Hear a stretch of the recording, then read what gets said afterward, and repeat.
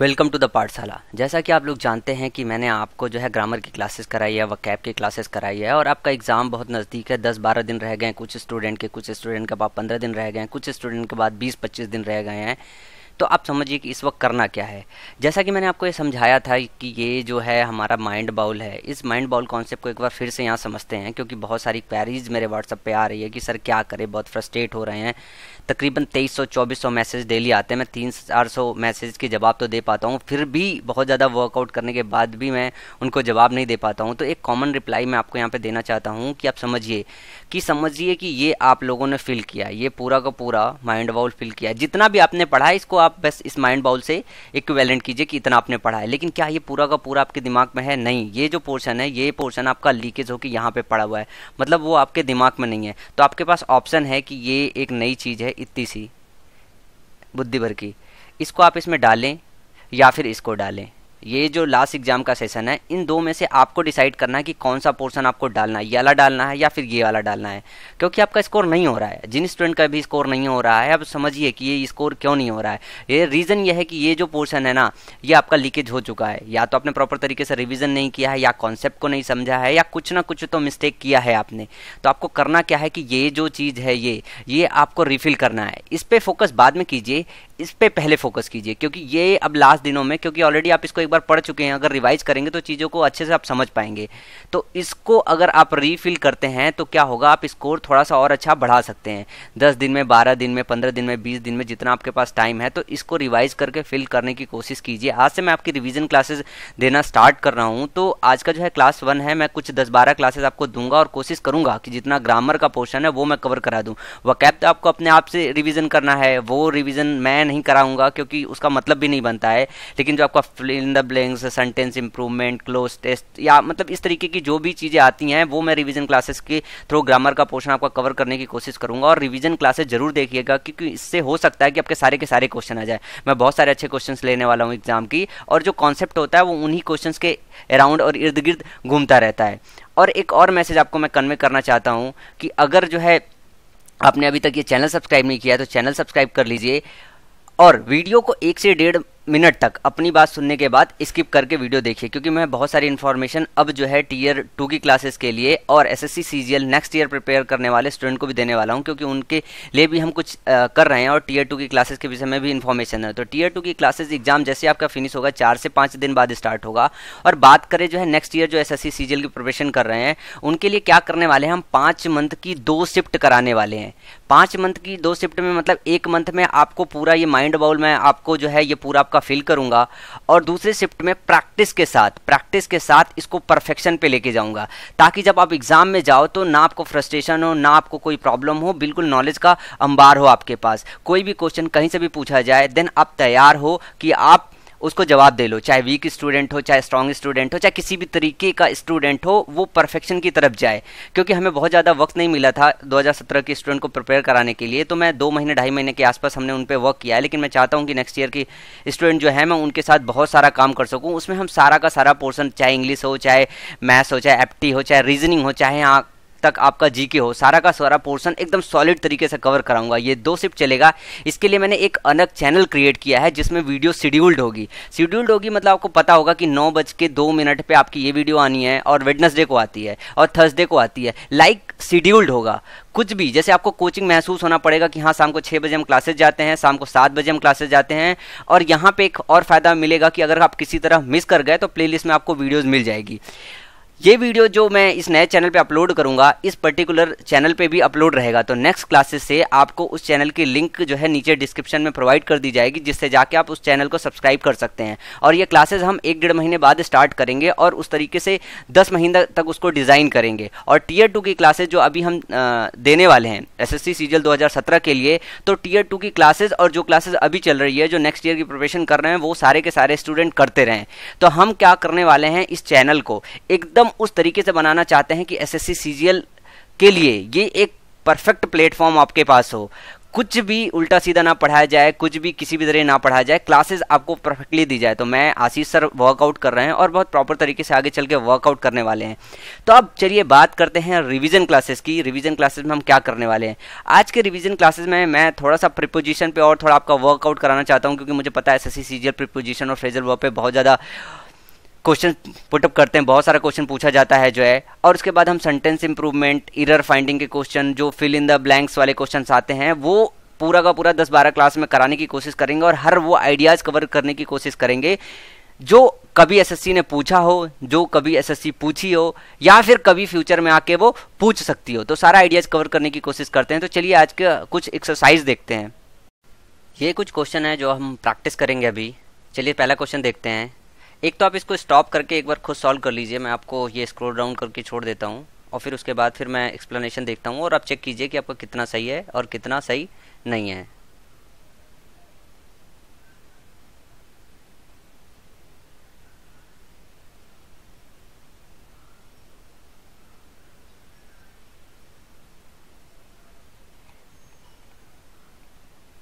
चलिए तो देखते हैं पहला question. Can you please find out, go through, set out, look up my website before I publish it. अब सेंटेंस का मतलब यह है कि कैन यू प्लीज़, क्या आप मेरी वेबसाइट को जो है पब्लिश करने से पहले एक बार देख सकते हो सही है या नहीं सही है। कहने का मतलब यह है। अब आपको यहाँ पे पता करना है कि कौन सा जो है फिट बैठेगा। Find out, go through, set out, look up.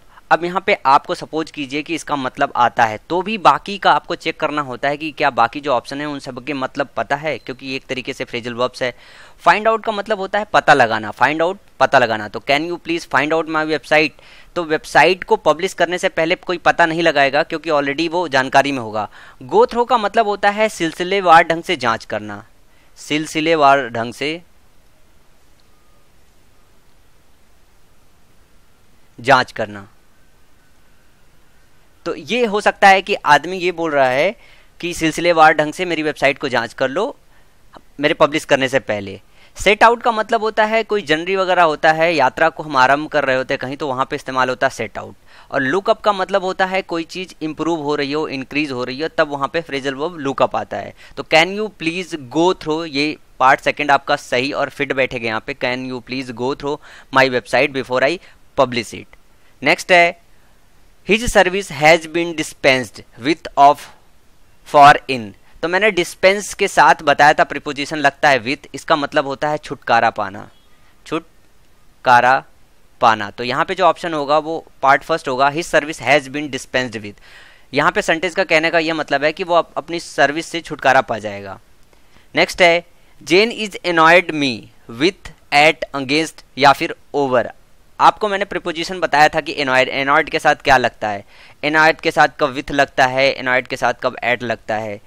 तो आपको याद होना चाहिए कि मैंने बताया था कि एनॉयड के साथ जो है विथ लगता है अगर हम किसी पर्सन की बात कर रहे हैं, अगर हम पर्सन की बात कर रहे हो तो विथ लगता है। अगर हम समथिंग की बात या थिंग की बात कर रहे होते हैं, किसी चीज़ की बात कर रहे होते हैं, तो हम वहाँ पे एट यूज करते हैं। तो यहाँ पे जो लगेगा वो लगेगा विथ। क्या लगेगा? विथ, पार्ट वन होगा। लेकिन अगर यहाँ समथिंग कोई वस्तु होती, कोई चीज़ होती, तो हम लगाते प्रीपोजिशन एट।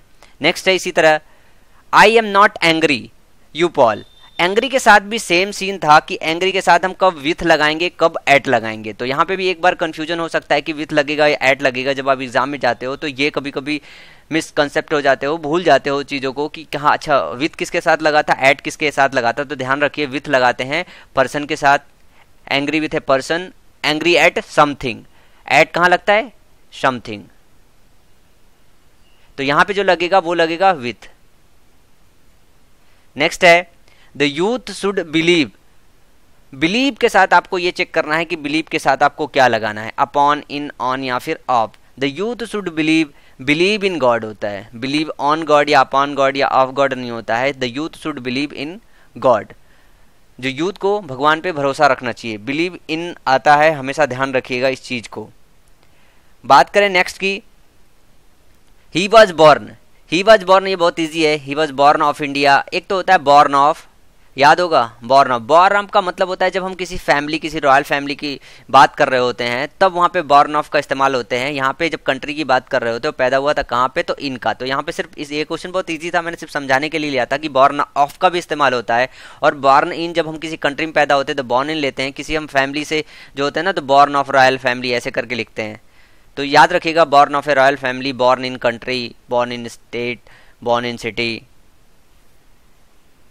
नेक्स्ट है the convict tried his level best. The convict tried his level best to justify himself but the जज looked around him, at him, to him और through him and found him guilty. The convict tried his level best. Level best का मतलब होता है कि अपने स्तर पर, जो कन्विक्ट था उसने अपने स्तर पर बहुत ही ज़्यादा सफाई देने की कोशिश की, लेकिन जज लुक्ड अराउंड, जज ने उसकी तरफ देखा, लुक्ड एट उसके पर देखा, लुक्ड टू उसको देखा, या लुक्ड थ्रो। तो यहाँ पे आपको एक बात पता होना चाहिए, मैंने बताया था कि लुक थ्रो का मतलब होता है एग्जामिन करना या एग्जामिन करना। तो वो होता है क्या है कि जज क्या किया होगा, एग्जामिन किया होगा। जज उसके ऊपर देख के जो है ये नहीं बता सकता है कि नहीं कि वो गिल्टी है कि नहीं गिल्टी है, एग्जामिन करके ये बता सकता है कि गिल्टी है कि या नहीं गिल्टी है। तो यहाँ पे फोर्थ पार्ट जाएगा द जज looked through him and found him guilty. ये सारे के सारे वो क्वेश्चंस है जो मेरे अपने खुद के नोट से जब मैं प्रैक्टिस करता था तो कहीं ना कहीं ऐसा हुआ है कि पहली बार में मैं इनको करेक्ट नहीं कर पाया हूँ, इसलिए मैं ये क्वेश्चंस आपके साथ डिस्कस कर रहा हूँ। फ्रेजल वर्ब की क्लासेस अभी 2-3 लेक्चर्स और चलेंगे, कुछ जो रह गए हैं बहुत सारे स्टूडेंट का सर करा दो, तो मैं उनको अगले 2-3 वकैब वाले लेक्चर में कराने वाला हूँ क्योंकि मेरे लिए वही रह गए हैं। नेक्स्ट है there is nobody, at home, in home, on home, inside home. इस केस में एट होम के साथ लगता है, there is nobody at home होता है, ध्यान रखिएगा। नेक्स्ट है I do not agree with you, of you, against you, to you. Agree के साथ 2 प्रीपोजिशन लगता है, एक तो लगता है विथ और एक लगता है टू। विथ लगता है जब हम समवन की बात कर रहे हों, और टू कब लगता है, टू लगता है जब हम समथिंग की बात कर रहे हैं। तो ध्यान रखिएगा, एग्री के साथ विथ लगता है जब हम समवन की बात कर रहे हो, किसी पर्सन की बात कर रहे हैं, और समथिंग की बात, किसी थिंग की बात कर रहे हो, तो उस केसेस में टू लगता है। तो यहाँ पे यू आपका एक पर्सन है, तो I do not agree with you होगा, तो यहाँ पे विथ जाएगा। नेक्स्ट है we have decided moving to London. देखो डिसाइड के साथ 2 लगता है, decide to move some place होता है, ध्यान रखिएगा थोड़ा सा डिफरेंट है। और decide against moving to some place, एक जगह मूव होता है, मूव टू सम प्लेस, और मूविंग टू सम प्लेस, ये थोड़ा सा डिफरेंस होता है। जब मूविंग टू सम प्लेस हो तो हमेशा प्रीपोजिशन अगेंस्ट का इस्तेमाल कीजिएगा, जब मूव टू सम प्लेस हो तो आप किसका, टू का इस्तेमाल कीजिएगा डिसाइड के बाद। तो यहाँ पे क्या लगेगा, we have decided against moving to London, तो यहाँ पे अगेंस्ट होगा ना कि टू, क्योंकि यहाँ पे मूविंग टू लंदन है। तो मूव टू लंदन होता तो यहाँ पे आप क्या लेते, टू लेते, तो ये थोड़ा सा डिफरेंस है। नेक्स्ट है 11th द मदर वॉज एनेक्सियस। एनेक्सियस के साथ आपको याद होगा, मैंने प्रीपोजिशन आपको बताया होगा कि एनेक्सियस के साथ क्या प्रीपोजिशन लेते हैं। The mother was anxious the safety of her son. Mother was anxious about, यहाँ पे लगेगा कि anxious about the safety of her son, कि माँ जो है अपने बच्चे को लेकर उसके बारे में, उसकी सेफ्टी के बारे में चिंतित है, लेके उत्सुक और चिंतित, लगभग इसके 2 मीनिंग होते हैं। एनेक्सियस मतलब होता है ना उत्सुक हो, आप चिंतित हो, तो mother was anxious about the safety of her son. यहाँ पे कंफ्यूजन हो सकता है कि anxious at the safety of her son, on the safety of her son, या upon the safety of son. तो ये कंफ्यूजन की वजह से मैंने क्वेश्चन लिया है, तो the mother was anxious about the safety of her son होगा यहाँ पे। नेक्स्ट है have you ever dressed up black, dressed in black, dressed on black, dressed with black. तो ऑन एंड विथ के साथ तो आप ये हो जाओगे कि नहीं लगेगा, ये नहीं लगेगा, और ड्रेस अप लगा के निकल जाओगे। अक्सर करके स्टूडेंट को इस वाले पर्टिकुलर क्वेश्चन में बहुत मतलब इरर करने के चांसेस है। Have you ever dressed up black, कि तुमने कभी काला कपड़ा पहना है, ड्रेसअप किया है। हम अक्सर करके बोलते हैं ना ड्रेसअप हो जाओ, ड्रेसअप हो जाओ। यहाँ पे समझिए कि ड्रेस अप नहीं लगेगा, ड्रेस इन लगेगा। कि यहाँ पे एक सेंस होता है, कभी आपने एक गाने के बोल सुने हैं ड्रेस्ड इन ब्लैक, तो इस तरीके का लिरिक्स आता है कि ड्रेस्ड इन ब्लैक लिरिक्स, कभी भी आप गूगल पे सर्च करोगे तो वहाँ पे मिलेगा। तो यहाँ पे जो अप्रोप्रिएट प्रोपोजिशन होगा वो इन होगा, कि काले कपड़े जो पहनते हैं उनके लिए लगाया जाता है dressed in black. Have you ever dressed in black, कभी आपने काले कपड़े पहने हैं, क्वेश्चन ये पूछना चाहता है, यहाँ पे क्वेश्चन मार्क रहेगा। तो have you ever dressed in black, तो यहाँ पे ध्यान रखिएगा प्रीपोजिशन इन लगेगा। नेक्स्ट है our ancestors had immense difficulty procuring books, difficulty को लेके आप समझिए कि डिफ़िकल्टी इन डूइंग समथिंग होता है, इन डूइंग समथिंग होता है। तो यहाँ पे आवर इंसेस्टर्स, हमारे पूर्वजों को बहुत ज़्यादा डिफ़िकल्टी महसूस हुई बुक्स का उपार्जन करने में। प्रोक्योर का मतलब होता है उपार्जन करना, कमाना या अर्न करना। तो इन डूइंग की जगह प्रोक्योरिंग, तो इन प्रोक्योरिंग बुक्स, तो यहाँ पे इन जाएगा। नेक्स्ट है why do we always have to submit under his authority, with his authority, for his authority, to his authority. यहाँ पे हमेशा क्या होगा कि आपको कन्फ्यूजन रहेगा कि अंडर लगाए, विथ लगाए, फॉर लगाए, टू लगाए। अब सबमिट टू हिज अथॉरिटी होता है, ध्यान रखिएगा कि सबमिट के साथ टू लगता है। सबमिट टू समवन्स अथॉरिटी का मतलब ये होता है कि किसी के हिसाब से काम करना। तो ध्यान रखिएगा, यहाँ पे कंफ्यूज मत होइएगा, सबमिट टू हिज अथॉरिटी लगेगा। सबमिट टू समवन होता है, सबमिट टू समवन्स अथॉरिटी होता है। नेक्स्ट है the master assured her success in the examination. ये थोड़ा सा इजी है, अगर आपको याद होगा तो एज्योर्ड के साथ प्रीपोजिशन ऑफ लगता है। अगर आपने प्रीपोजिशन चार्ट या फ्रेजल वर्ब पढ़ा होगा तो एज्योर्ड के साथ ऑफ लगता है। The master assured her of success in the examination. Next है there is still need. Need, एक देखो नीड के साथ फॉर लगता है, एक लगता है नीड के साथ ऑफ। तो आपको ये जानना होगा कि नीड फॉर कब लगता है और नीड ऑफ कब लगता है। नीड ऑफ का मतलब होता है एक तरीके से कि किसी चीज़ की कमी हो, नीड ऑफ का मतलब होता है कमी होना, और नीड फॉर का मतलब होता है किसी चीज़ की रिक्वायरमेंट होना, मतलब ज़रूरत होना। तो यहाँ पे जो लगना है वो लगना है for. There is still a need for further discussion, यहाँ पे हमें और डिस्कशन करने की ज़रूरत है, तो नीड फॉर लगेगा। नीड जो है ऑफ नहीं लगेगा, ध्यान रखिएगा, ये नहीं लगेगा, फॉर लगेगा। और दोनों के मतलब अच्छे से समझ लीजिए। नेक्स्ट है I was surprised. I was surprised by his result, for his result, at his result, with his result. यहाँ पे एक चीज़ आपको समझने की ज़रूरत है कि सरप्राइज के साथ एक तो बाई लगता है और सरप्राइज के साथ एट लगता है। अब इन दोनों को कब यूज करते हैं? सरप्राइज्ड बाई कब? सरप्राइज्ड बाई भी समथिंग होता है और सरप्राइज एट भी समथिंग होता है। तो ऐसा नहीं है कि यहाँ पे पर्सन और थिंग में आप चीज़ें अलग अलग कर पाओ। दोनों में क्या होता है, समथिंग के साथ ही बाई भी लगता है, समथिंग के साथ ऐड भी लगता है। अब समझिए कि अगर कोई चीज़, किसी चीज़ पे आप सरप्राइज होते हो, आप सिंपली सरप्राइज होते हो, तो आप क्या करोगे, बाई लगाओगे। लेकिन अगर आप इस तरह सरप्राइज होते हो कि आपको अचंभा हो, मतलब उम्मीद ना हो किसी आदमी से कि वो एक काम कर सकता है, देन वहाँ पे सरप्राइज एट लगाओगे। यहाँ पे बाई लगेगा, एट नहीं लगेगा। आप फिर भी कंफ्यूज होंगे, ये सोच सकते हैं कि I was surprised at his result, मैं उसके रिजल्ट की उम्मीद नहीं कर रहा था फिर भी आ गया। तो ये एक अपोजिट है, इसको इस तरीके से सोच सकते हो। लेकिन समझिए इसको कि यहाँ पे बाई क्यों यूज करेंगे।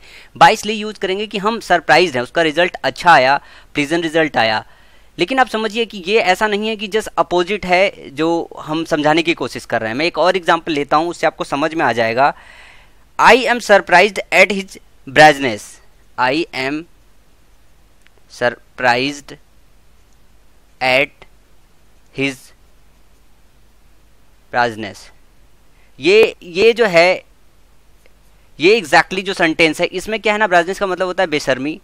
तो मैं उसके बेशर्मी की उम्मीद नहीं कर रहा था और उसने बेशर्मी कर दी, तो यहाँ पे सरप्राइज एट लेंगे। लेकिन यहाँ पे जो रिजल्ट वाला सेंस होता है, तो रिजल्ट पे जब हम सरप्राइज होते हैं तो सरप्राइज्ड बाई लगाते हैं। तो ये जो डिफरेंस है ये समझने की कोशिश कीजिएगा और इसमें गलती मत कीजिएगा। तो जब भी रिजल्ट को लेके आता है तो I was surprised by his result होता है, सरप्राइज्ड एट हिज रिजल्ट नहीं होता है। और एट कब लगाते हैं, समझिए कि एट जब हम कुछ उम्मीद ना कर रहे हो, मतलब जस्ट हम जो उम्मीद कर रहे हो उसके अपोजिट हो। तो यहाँ पे क्या है कि जो हम ब्राइटनेस की बात कर रहे हैं, बेशर्मी की बात कर रहे हैं, तो हम किसी आदमी से उम्मीद नहीं करते हैं कि वो बेशर्मी करेगा, लेकिन वो बेशर्मी कर बैठता है। तो थोड़ा सा स्लाइड डिफरेंस है। और इस तरीके के क्वेश्चन इसलिए बनाए जाते हैं क्योंकि आपको ये पता होना चाहिए कि कब हम बाई का यूज़ करें, कब हम एट का यूज़ करें। आज के लिए इतना ही। नेक्स्ट वीडियो लेक्चर में, नेक्स्ट जो रिवीजन की क्लासेस है उसमें मैं बहुत सारा जो है आपके पास साथ सेंटेंस इंप्रूवमेंट डिस्कस करने वाला हूं, जो एग्जाम वगैरह में आए हुए हैं। तो हमारे साथ बने रहिए। आगे 8-10 दिन का वीडियो मैं छोटी रखने की कोशिश करूंगा, जैसे ये वाली वीडियो थोड़ी छोटी है और आगे वाली रिवीजन की क्लासेस छोटी रहेगी। फ्रेजल वर्ब आप करते रहिएगा क्योंकि फ्रेजल वर्ब कुछ और हो सकता है कि आ जाए और आप मिस कर सकते हैं। सो अभी के लिए इतना ही। नेक्स्ट वीडियो लेक्चर में फिर मिलेंगे, तब तक के लिए थैंक यू, बाय बाय।